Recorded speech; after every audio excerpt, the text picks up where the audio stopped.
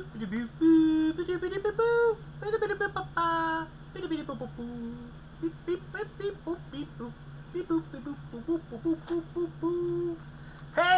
everybody! Hey, I hope you are enjoying my royalty-free music. Yes, it's not royalty-free anymore. If you copy that stuff, I'm going to make sure they copyright strike you. Alright, it doesn't really matter with our small show, but it just makes it a whole lot easier when I don't have to delete part of the show every single time I upload. So, that's where the interesting music comes from. We're back. Obviously, we didn't have a show last week. It was an unplanned hiatus.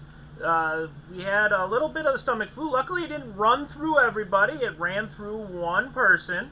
But it was, and it wasn't particularly nasty, but we didn't have really a place for people to go. As you can kind of see behind me, the studio is not fully transformed back into the Brewer Basement Studio 1A.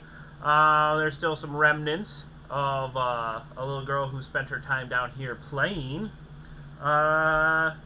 So that happened. I really fought pretty hard to try to get a Saturday edition of the show done. And honestly, for a guy that so many of you think is so lazy, not my owners, but there are you out there, you know who you are, I sure don't have a whole lot of extra free time. So Thursday is kind of a day I've set aside to do the show. I kind of explained that 2 weeks ago. I really did try very hard on Saturday. It just didn't happen. I had to get, because on top of all the things I had to do on Friday, I was having fun being old and spraining my ankle stepping off my stoop.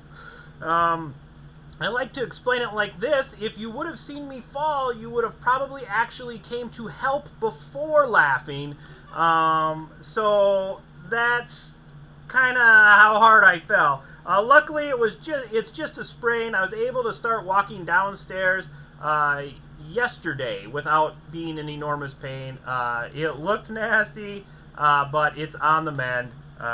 And so all the joys of being old. I think if I was a young buck still, I would probably be 100%. I won't even feel it anymore. As it is, it's still kind of lingering, but there's no major damage. I'm pretty sure it's just a nasty sprain. That looks gnarly now. So,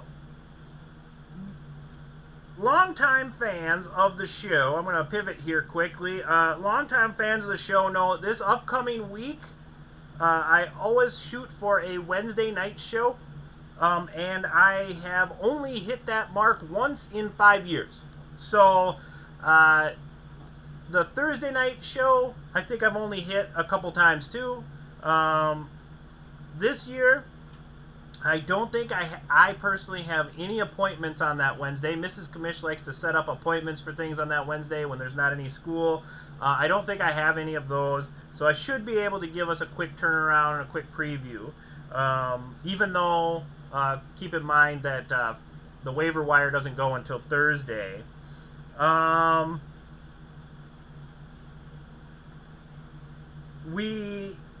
If I don't do that, I'll really try to shoot some sort of I'm watching the Thursday night game and have you watch with me for a little bit and give a couple updates, because we will be having a Survivor Island finale. I mean, the Survivor Island finale is this week. I'm going to tease that because we're going to talk about that more later in the show. Right now, I have something I teased a couple weeks ago. Obviously, no show last week, but here I have a box. I've had this box since I believe the first week of August. And in the box is another box. And inside of that box, will you be Wisconsin's Classiest Fantasy Football League champion? Here is the ring. It's still in the packaging. I've kept it in the packaging. It's hard to see always on here. Check out the league site after tonight. I might take some pictures to show. It says champion here. It's got 2021, the year here. It's got nice little deals here. I knew this ring would go fast, and it did, so I went and I bought it up right away. Obviously, we're getting to that time of year where you're playing for this thing. We're getting whittled down. The Cuba City Cobra Kai will not be playing for this, but many of the other teams are playing.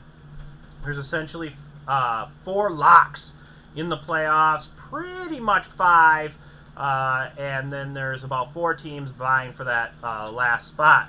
I have officially been eliminated from contention, and Dougie Styles is sitting at 0.13% chance to make the playoffs after all the points he scored last week.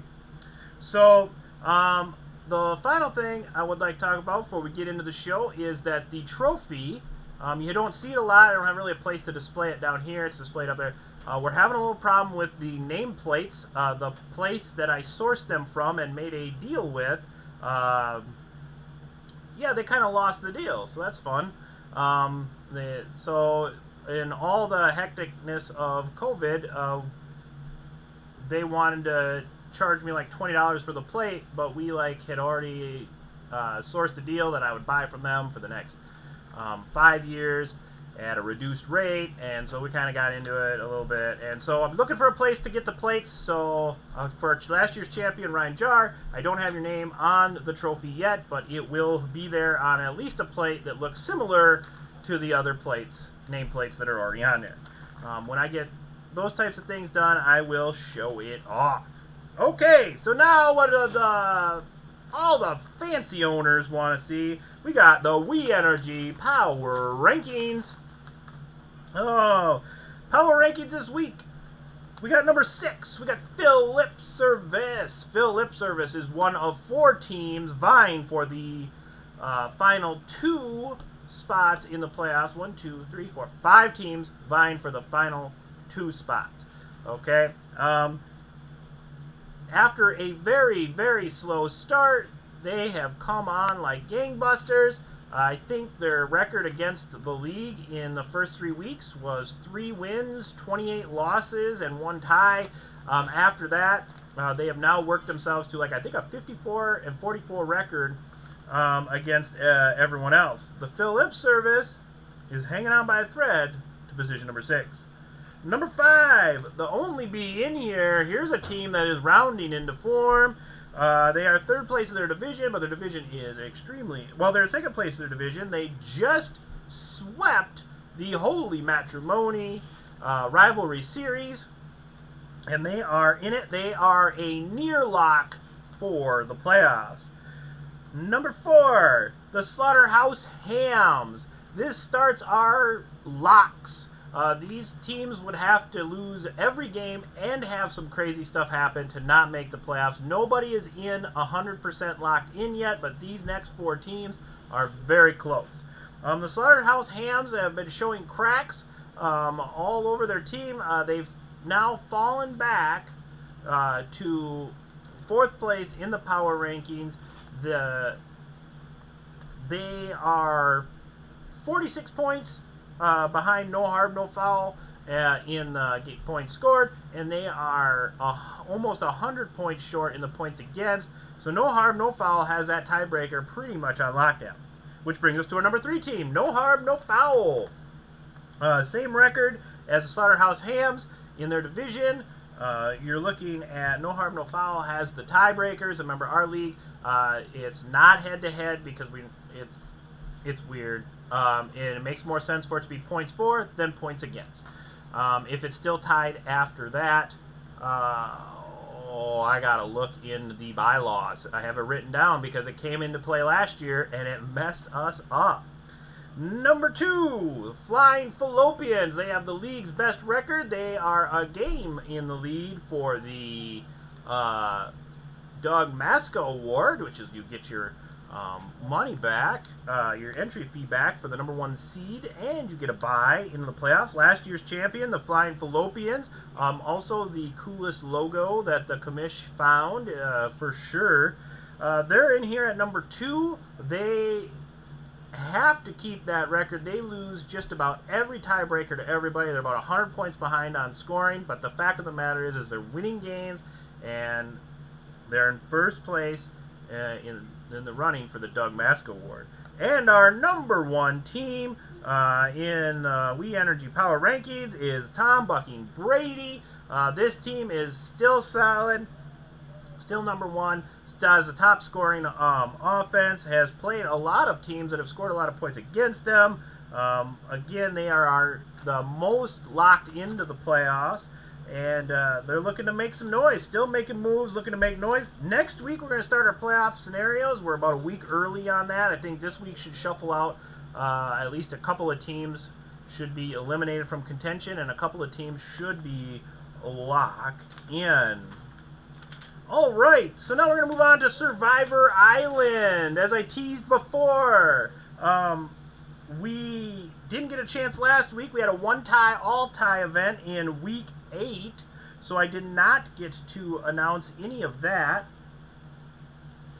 In Week 9, in Week 8, Fly Eagles Fly and No Harm No Foul tied with 84 points.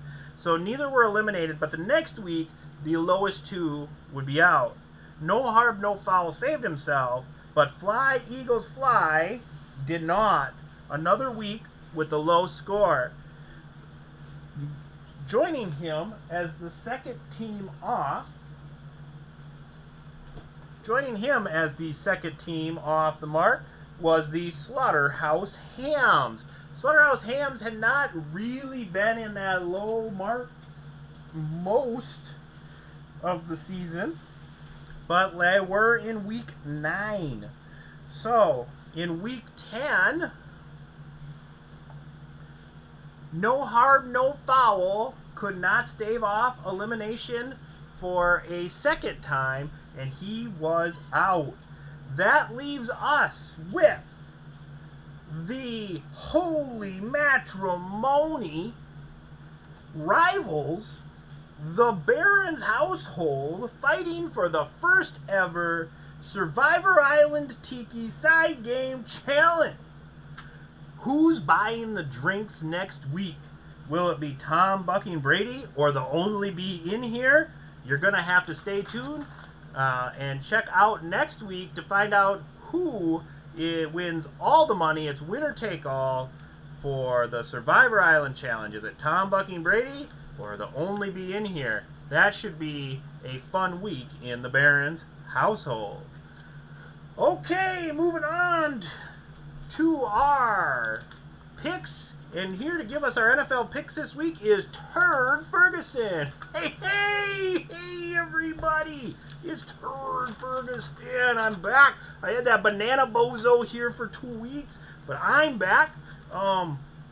Boy, we've been on fire with the picks. 23-12. I will let you know that my picks last week were really good. I did not write them down, so I'm not going to count them. I didn't do them on the show. But the NFL picks are alive and well. Okay, so this week, so we're 23-12. That is a really good number. The picks were a little harder this week. There is a new trend on, I think the kids call it the tactics or something, and the tickety tickety boom booms. I don't really know what this thing's called, but I don't get it in my Trans Am. It doesn't come over the CB. I don't know what is going on.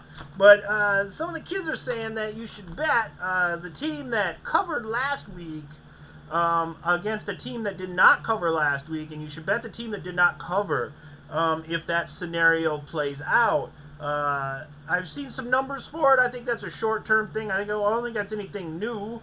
But the tickety tickety booms, sure think so. You can follow that trend, or you can listen to your old friend, Turd Ferguson. All right, so our first pick, we got the Ravens, -4.5 at Chicago. The Ravens were embarrassed on Thursday night against the Dolphins. They were riding their high horse. Chicago had some time off to realize they suck. The Ravens are going to come in. They're going to take it to Chicago. Ravens, -4.5 at the Bears. We got the Bengals, another team that was embarrassed. They are at the Las Vegas Raiders. Las Vegas Raiders are obviously completely out of John Gruden game plans. So the Bengals, -1. They were thoroughly embarrassed by the Browns. before the bye. I got the Bengals -1 at the Las Vegas Raiders. Here's one for you. I got the Cowboys +2.5 at Kansas City Chiefs. The Cowboys are a real good team. Kansas City is still is quite suspect on defense. If they come up with a really great game plan, I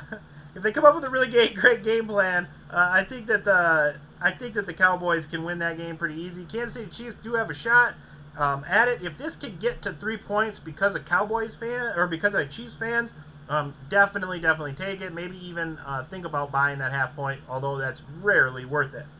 Browns -11.5 versus the Lions. Last week, the Browns were thoroughly embarrassed. They're going to get their #1 running back back. The Lions just had their greatest victory of the season by tying the Steelers. If you watch that game, nobody wanted to win. Nobody. They were like fumbling the ball to each other. I think each team had the ball like 3 times in overtime.